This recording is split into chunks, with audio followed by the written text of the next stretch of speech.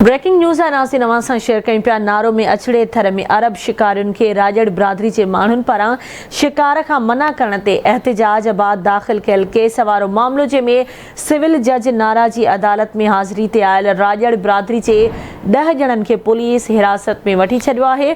सोरहा पुलिस करम खान राजड़ मुहर्रम अब्बास समेत 7 ॼणनि खे छॾे ॾिनो, जॾहिं त पुलिस ग़ुलाम नबी राजड़ खे अणॼातल हंधि मुंतक़िल करे छॾियो आहे। तफ़सील मालूम कंदासीं। नारे मां आवाज़ जो रिपोर्टर हाजी खान कमरू असां सां लाइन ते मौजूद आहे। कहिड़ा तफ़सील आहिनि हाजी खान? जी आऊं ॿुधाईंदो वञा त अछड़े थर में अरब शिकारनि खे 2 महीना अॻु राजड़ बिरादरी जे माण्हुनि पारां शिकार खां मनो ते कयल एहतिजाज बद जेको केस वारो जेको मामिलो आहे, सिविल जज नाराजी अदालत में पहिरीं हाज़िरी ते जेको आयल अछड़े थर में अरब शिकारनि खे मनो कंदड़ अछड़े थर वासी ग़ुलाम नबी राजड़ समेत 40 खां मथे जन खे जेको आहे सोरहा पुलिस अदालत ॿाहिरां जेको आहे खंडे वई आहे।